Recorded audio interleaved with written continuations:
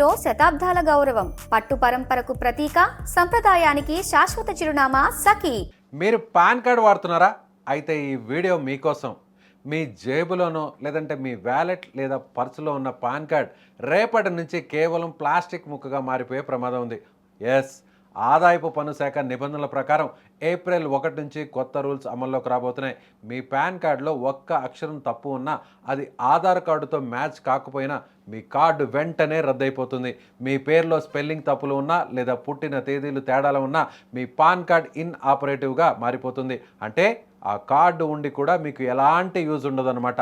Bank ఖాతాలు తెరవాలన్నా, పెద్ద మొత్తంలో నగదు డ్రా చేయాలన్నా లేదా ఇన్సూరెన్స్ పాలసీలు తీసుకోవాలన్నా పాన్ కార్డ్ తప్పనిసరి. కార్డు గనక రద్దయితే మీ ఆర్థిక లావాదేవీలన్నీ తక్షణమే నిలిచిపోయే ప్రమాదం ఉంది.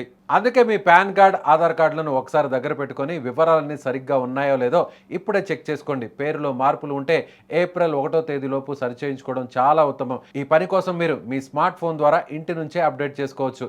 ఎక్కడికి వెళ్లాల్సిన అవసరం లేదు. దీనికోసం మీరు NSDL అధికారిక వెబ్సైట్లను విజిట్ చేయాలి. ఆన్లైన్ పాన్ అప్లికేషన్ సెక్షన్లోకి వెళ్ళి డేటా కరెక్షన్ ఆప్షన్ను ఎంచుకోవాలి.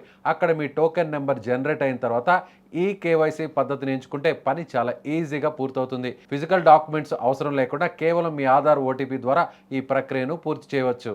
ఈ అప్డేట్ కోసం మీరు కొన్ని డాక్యుమెంట్స్ను సిద్ధం చేసుకోవాలి. మీ గుర్తింపు కోసం ఆధార్ కార్డుతో పాటు ఓటర్ ID, పాస్పోర్ట్ లేదా డ్రైవింగ్ లైసెన్స్ ఉపయోగించుకోవచ్చు.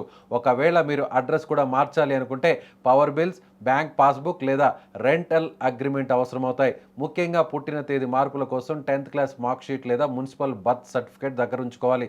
ఈ మార్పుల కోసం ప్రభుత్వం నిర్ణయించిన నామమాత్రపు ఫీజు ₹110 ఆన్లైన్లో చెల్లించాల్సి ఉంటుంది. పేమెంట్ పూర్తయ్యాక మీ ఆధార్ వెరిఫికేషన్ చేసి డిజిటల్ సంతకం చేస్తే మీ అప్లికేషన్ ప్రాసెస్ అయిపోతుంది. ముఖ్యంగా పెళ్ళైన మహిళలు తమ పేరులో మార్పులు ఉంటే మ్యారేజ్ సర్టిఫికేట్ లేదా పాస్పోర్ట్ కాపీని సమర్పించాల్సి ఉంటుంది. ఒకవేళ మీరు చట్టబద్ధంగా మీ పేరు మార్చుకొని ఉంటే గెజెట్ నోటిఫికేషన్ కాపీ తప్పనిసరి. చిన్నపాటి స్పెల్లింగ్ తప్పులు ఉంటే మాత్రం ఆన్లైన్ ద్వారా చాలా వేగంగా సరిచేసుకోవచ్చు. ఏప్రిల్ 1 నుంచి ఆ తర్వాత మీ పాన్ కార్డు చెల్లకపోతే మీరు ఇన్కమ్ ట్యాక్స్ రిటర్న్ దాఖలు చేయలేరు. మరియు పెండింగ్లో ఉన్న రీఫండ్లు కూడా ఆగిపోతాయి. కాబట్టి టైం మించిపోకముందే మీ వివరాలను అప్డేట్ చేసుకోండి.